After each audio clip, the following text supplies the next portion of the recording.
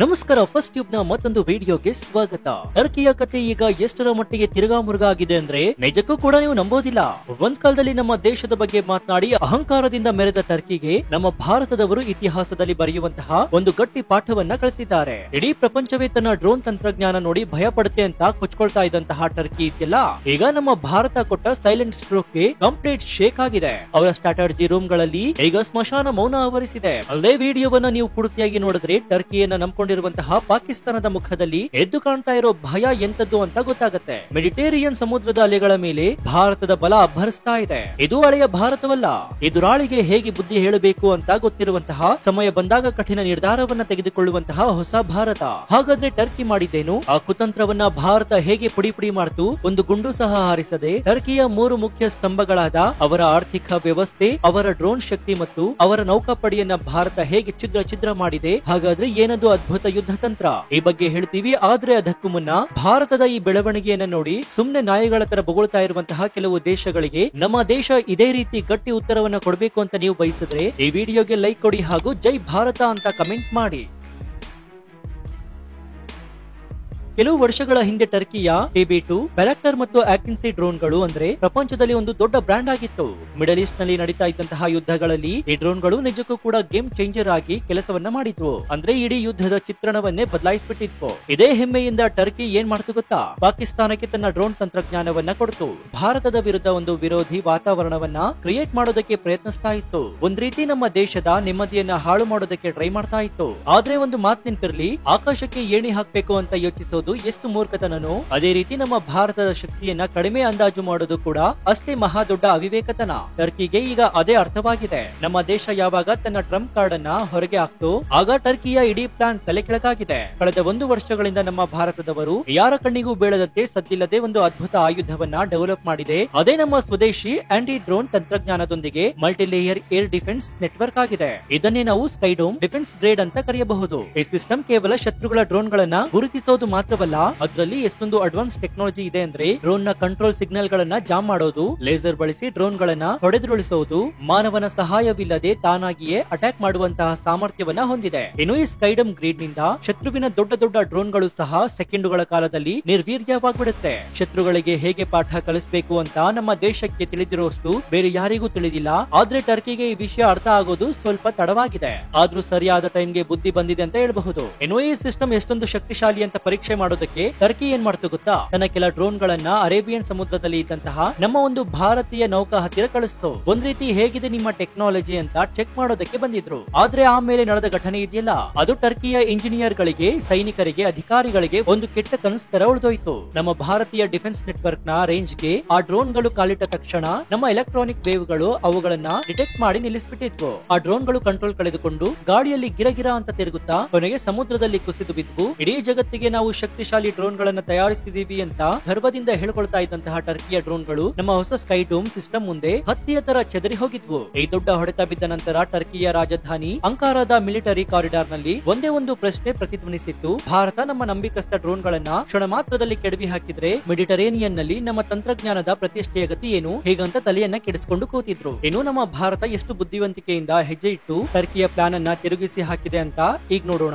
ಭಾರತ ಕೇವಲ ತಂತ್ರಜ್ಞಾನದ ಮೇಲೆ ಮಾತ್ರ ಅವಲಂಬಿತವಾಗಿಲ್ಲ, ಅದ್ಭುತ ರಾಜತಾಂತ್ರಿಕವನ್ನು ಕೂಡ ಪ್ರದರ್ಶಿಸ್ತಾ ಇದೆ. ಮೆಡಿಟೇರಿಯನ್ ಪ್ರದೇಶದಲ್ಲಿ ಟರ್ಕಿಯನ್ನ ಒಂಟಿಯಾಗಿ ಮಾಡೋಕೆ ಭಾರತ ಏನ್ ಮಾಡ್ತು ಗೊತ್ತಾ? ಟರ್ಕಿಯ ಎದುರಾಳಿಗಳಾದ ಗ್ರೀಸ್, ಫ್ರಾನ್ಸ್ ಮತ್ತು ಸೈಪ್ರಸ್ ದೇಶಗಳೊಂದಿಗೆ ಕೈಜೋಡಿಸಿ ಅಲ್ಲಿ ಸಂಯೋಜಿತ ನೌಕಾಭ್ಯಾಸವನ್ನ ಶುರು ಮಾಡ್ತು. ಇದು ಟರ್ಕಿಗೆ ನೇರ ಸವಾಲಾಗಿ ಹೋಯಿತು. ನೀವು ನಮ್ಮ ಗಡಿ ಹತ್ತಿರ ಬಂದು ಗಲಾಟೆ ಮಾಡೋಕೆ ಟ್ರೈ ಮಾಡಿದ್ರೆ ನಾವು ನಿಮ್ಮ ಪಕ್ಕದಲ್ಲೇ ನಿಂತು ಸಮರಾಭ್ಯಾಸ ಮಾಡ್ತೀವಿ ಅಂತ ಹೇಳಿದ ಹಾಗೆ ಆಯ್ತು. ಇದಿಷ್ಟೇ ಅಲ್ಲದೆ ಭಾರತ ಅಲ್ಲಿನ ಯುರೋಪಿಯನ್ ರಕ್ಷಣಾ ಕೈಗಾರಿಕೆಗಳೊಂದಿಗೆ ಸಹಭಾಗಿತ್ವ ಮಾಡಿಕೊಂಡು ಇನ್ನೂ ಅಡ್ವಾನ್ಸ್ ಟೆಕ್ನಾಲಜಿಗಳನ್ನ ಡೆವಲಪ್ ಮಾಡೋದಕ್ಕೆ ಶುರು ಮಾಡ್ತು. ಅವು ಯಾವೆಲ್ಲ ಟೆಕ್ನಾಲಜಿ ಅಂದ್ರೆ ಲೇಸರ್ ಆಧಾರಿತ ಇಂಟರ್ಸೆಕ್ಷನ್ ಸಿಸ್ಟಮ್ಸ್, AI ಆಧಾರಿತ ನಿಗಾ ನೆಟ್ವರ್ಕ್ ಗಳು, ಸ್ವಯಂ ಚಾಲಿತ ಕಾಂಬ್ಯಾಟ್ ಡ್ರೋನ್ ಗಳು. ಈ ಪರಿಸ್ಥಿತಿ ಟರ್ಕಿಗೆ ಕೈ ಮೀರಿ ಹೋದಾಗ ಸಹಾಯಕ್ಕಾಗಿ ತನ್ನ ನ್ಯಾಟೋ ಮಿತ್ರರಾದ ಅಮೆರಿಕ ದೇಶದ ಕಡೆ ನೋಡ್ತು. ಆದ್ರೆ ಭಾರತದೊಂದಿಗೆ ತನ್ನ ಸಂಬಂಧವನ್ನ ಹಾಳು ಮಾಡಿಕೊಳ್ಳಲು ಅಮೆರಿಕ ತಯಾರಾಗಿರ್ಲಿಲ್ಲ. ಅದಕ್ಕೆ ಅಮೆರಿಕ ಟರ್ಕಿಗೆ ಸ್ಪಷ್ಟವಾಗಿ ಇಲ್ಲ, ಈ ವಿಚಾರದಲ್ಲಿ ನಾವು ನಿಮ್ ಕಡೆ ನಿಲ್ಲೋದಕ್ಕೆ ಆಗೋದಿಲ್ಲ ಅಂತ ಹೇಳ್ಬಿಡ್ತು. ನಮ್ಮ ಚಿರಕಾಲದ ಮಿತ್ರ ರಷ್ಯಾದ ಹತ್ತಿರ ಸಹಾಯ ಕೇಳಿದ್ರು ಸಹ ರಷ್ಯಾ ನಮ್ಮ ಬೆನ್ನಿಗೆ ಚೂರಿ ಹಾಕೋ ಕೆಲಸ ಎಂದಿಗೂ ಮಾಡೋದಿಲ್ಲ. ಇರಲಿಲ್ಲ. ಹೀಗಾಗಿ ಟರ್ಕಿ ಪೂರ್ತಿಯಾಗಿ ಏಕಾಂಗಿಯಾಗಿ ಉಳಿದ್ಬಿಡ್ತು. ಒಂಟಿಯಾದ ಟರ್ಕಿ ತನ್ನ 22 ಯುದ್ಧ ನೌಕೆಗಳ ಬಲವನ್ನ ನಂಬಿಕೊಂಡು ಬಾಸ್ಪರಸ್ ಸ್ಟ್ರೈಟ್ ನಲ್ಲಿ ಅಡಗಿ ಕುಳಿತು ಭಾರತವನ್ನ ಕೆಡವಲು ಒಂದು ದೊಡ್ಡ ಪ್ಲಾನ್ ಅನ್ನ ಮಾಡಿತು. 2 ಭಾರತೀಯ ನೌಕೆಯನ್ನ ಸುಲಭವಾಗಿ ಸೋಲಿಸಬಹುದು ಅಂತ ತಿಳ್ಕೊಂಡಿತ್ತು. ಆದ್ರೆ ಒಂದ್ ಗಾದೆ ಇದೆಯಲ್ಲ, ಕಳ್ಳರು ದೋಚಿಕೊಂಡು ಹೋದ ಮೇಲೆ ನಾಯಿಗಳು ಬೊಗಳಿತಂತೆ ಅಂತ ಅದೇ ತರ ಆಯ್ತು. ಟರ್ಕಿ ತನ್ನ ಪ್ಲಾನ್ ಅನ್ನ ಕಾರ್ಯರೂಪಕ್ಕೆ ತರೋ ಮೊದಲು ನಮ್ಮ ಭಾರತದವರು ಅದನ್ನ ಪತ್ತೆ ಹಚ್ಚಿಬಿಟ್ರು. ತಕ್ಷಣ ನಮ್ಮ ಸೈನ್ಯ ಆಪರೇಷನ್ ವಿಜಯ್ ಶುರು ಮಾಡಿತು. ಭಾರತ ತನ್ನ ಬ್ರಹ್ಮಾಸ್ತ್ರವನ್ನ ಬಳಸಿ ಆ 22 ಟರ್ಕಿ ಯುದ್ಧ ನೌಕೆಗಳ ಸ್ಥಾನ, ಅವುಗಳ ಪ್ಲಾನಿಂಗ್ ಎಲ್ಲವನ್ನ ಒಂದೇ ಒಂದು ಕ್ಷಣದಲ್ಲಿ ನಾಶ ಮಾಡಿತು. ಎಲ್ಲಿ ನಾಶಪಡಿಸಿದ್ದು ಅಂದ್ರೆ ಕ್ಷಿಪಣಿಗಳನ್ನ ಹೊಡೆದು ಹಾಕಿದ್ರು ಅಂತ ಅಲ್ಲ, ಬದಲಿಗೆ ನಮ್ಮ ಎಲೆಕ್ಟ್ರಾನಿಕ್ ವಾರ್ಫೇರ್ ಮತ್ತು ಸೈಬರ್ ಅಟ್ಯಾಕ್ ಮೂಲಕ ಅವುಗಳ ಕಂಟ್ರೋಲ್ ಮತ್ತು ಕಮ್ಯುನಿಕೇಶನ್ ವ್ಯವಸ್ಥೆಯನ್ನ ಸಂಪೂರ್ಣವಾಗಿ ಸ್ಥಗಿತಗೊಳಿಸಿತು ಅಂತ ಅರ್ಥ. ಇದರಿಂದ ಟರ್ಕಿ ಯುದ್ಧ ನೌಕೆಗಳು ದಿಕ್ಕಾಪಾಲಾಗಿದ್ವು. ಟರ್ಕಿ ಹಾಕಿದ ದೊಡ್ಡ ಪ್ಲಾನ್ ಮತ್ತೆ ಅಟ್ಟರ್ ಫ್ಲಾಪ್ ಆಯಿತು. ಆ ಮೂಲಕ ಸಮುದ್ರದಲ್ಲೂ ನಮ್ಮವರು ಎಷ್ಟೊಂದು ಶಕ್ತಿಶಾಲಿ ಅಂತ ಟರ್ಕಿಗೆ ಗಟ್ಟಿಯಾಗಿ ಗೊತ್ತಾಯಿತು. ನಮ್ಮ ಹತ್ತಿರ ಇಟ್ಕೊಂಡ್ರೆ ಏನಾಗುತ್ತೆ ಅಂತ ಅವರಿಗೆ ಅರ್ಥ ಮಾಡಿಸಿದ್ವಿ. ಈಗ ನಿಜವಾದ ಮತ್ತು ಅತಿ ದೊಡ್ಡ ಮಾಸ್ಟರ್ ಸ್ಟ್ರೋಕ್ ಬಗ್ಗೆ ಮಾತನಾಡೋಣ. ಭಾರತ ಒಂದು ಸಣ್ಣ ಆಯುಧವನ್ನ ಸಹ ಬಳಸದೆ, ಯುದ್ಧ ಘೋಷಿಸದೆ ಟರ್ಕಿಯ ವ್ಯೂಹಾತ್ಮಕ ಶಕ್ತಿಯ 3 ಮೂಲಭೂತ ಸ್ತಂಭಗಳನ್ನ ಹೇಗೆ ಒಂದೊಂದಾಗಿ ನಾಶಪಡಿಸಿತು ಅಂತ ನೋಡೋಣ. ತಾಂತ್ರಿಕ ಸ್ತಂಭ ನಂಬರ್ 1, ಡ್ರೋನ್ ಶಕ್ತಿಯ ನಾಶ. ಮೊದಲಿಗೆ ಟರ್ಕಿ ಯಾವ ಡ್ರೋನ್ ಶಕ್ತಿಯನ್ನ ನೋಡಿ ಇಡೀ ಜಗತ್ತಿಗೆ ಕೊಚ್ಕೊಳ್ತಾ ಇತ್ತು, ಆ ಶಕ್ತಿಯನ್ನೇ ನಾವು ನಾಶಪಡಿಸಿದ್ವಿ. ನಮ್ಮ ಸ್ಕೈಡೋಮ್ ಆಂಟಿ ಡ್ರೋನ್ ವ್ಯವಸ್ಥೆಯ ಮೂಲಕ ಟರ್ಕಿಯ ಸಂಪೂರ್ಣ ಡ್ರೋನ್ ಸಿಸ್ಟಮ್ ಅನ್ನ ನಿರ್ವೀರ್ಯಗೊಳಿಸಿದ್ವಿ. ಅಂದ್ರೆ ಆ ಟೆಕ್ನಾಲಜಿಯನ್ನೇ ಹಾಳು ಮಾಡ್ಬಿಟ್ವಿ. ಇದರಿಂದ ಟರ್ಕಿಯ ಯುದ್ಧಕ್ಕೆ ಸಿದ್ಧವಾಗಿದ್ದಂತಹ ಡ್ರೋನ್ಗಳು ಈಗ ತುಕ್ಕು ಹಿಡಿದ ಕಬ್ಬಿಣದ ರಾಶಿಯಂತೆ ಉಳಿದಿವೆ. ಅದರ ಟೆಕ್ನಾಲಜಿಯ ಮೇಲೆ ಜನ ಇಟ್ಟಿದ್ದಂತಹ ನಂಬಿಕೆ ಕಂಪ್ಲೀಟ್ ಆಗಿ ಕುಸಿದು ಬಿಡ್ತು. ಡ್ರೋನ್ ತಯಾರಿಕೆಯಲ್ಲಿ ಅವರು ಹಿಂದೆ ಉಳಿದ್ಬಿಟ್ರು. ಇನ್ನು ಎರಡನೆಯದಾಗಿ ಮಿಲಿಟರಿ ಸ್ತಂಭ. ಈ ಮೊದಲೇ ಹೇಳಿದ ಹಾಗೆ ಆಪರೇಷನ್ ವಿಜಯ್ ಮೂಲಕ ನಾವು ಟರ್ಕಿಯ ನೇವಿಯನ್ನ ಸೋಲಿಸಿ ಅವರಿಗೆ ಬೆವರು ಇಳಿಸಿದ್ವಿ. ಈ ಘಟನೆಯ ನಂತರ ಟರ್ಕಿ ನೌಕಾಪಡೆ ತನ್ನ ಪ್ಲಾನ್ ಅನ್ನ ಬದಲಾಯಿಸಬೇಕಾಗಿ ಬಂತು. ಅವರ ಆತ್ಮವಿಶ್ವಾಸ ನೆಲಕಚ್ಚಿತು. ಸಮುದ್ರದಲ್ಲಿ ಅವರ ಪ್ರಾಬಲ್ಯ ಕನಸು ಭಗ್ನವಾಯಿತು. ಇನ್ನು ಮೂರನೆಯದಾಗಿ ಆರ್ಥಿಕ ಸ್ತಂಭ.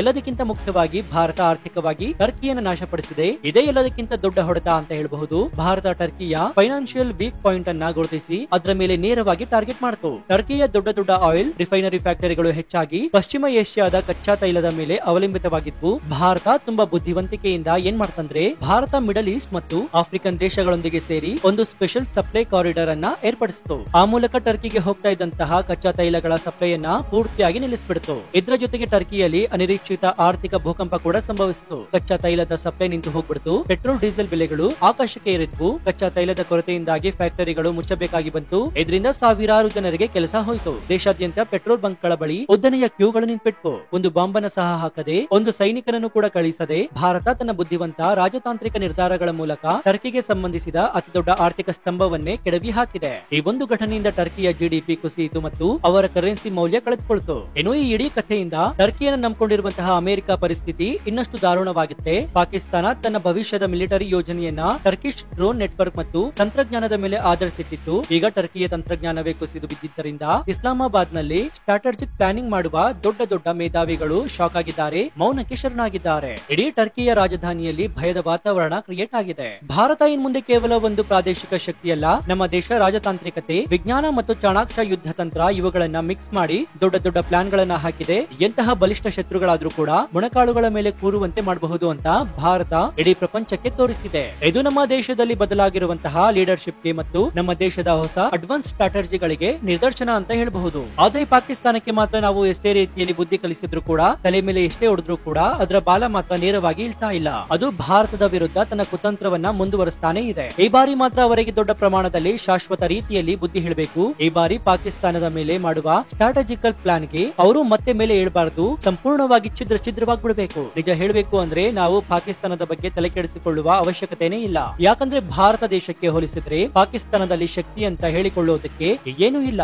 ಅವರು ಕೇವಲ ಟರ್ಕಿ, ಅಮೆರಿಕ, ಚೀನಾ ದೇಶಗಳ ಬೆಂಬಲ ನಂಬಿಕೊಂಡು ಭಾರತದ ಮೇಲೆ ಕಾಲ್ಕೆರೆದು ಜಗಳಕ್ಕೆ ಬರ್ತಾ ಇದೆ. ಅದು ಬಿಟ್ರೆ ಅವರ ಹತ್ತಿರ ಸ್ವಂತ ಶಕ್ತಿ ಅಂತ ಏನು ಕೂಡ ಇಲ್ಲ. ಸೊ ನೋಡಿದ್ರಲ್ಲ ಭಾರತದ ಶಕ್ತಿ ಎಷ್ಟಿದೆ ಅಂತ.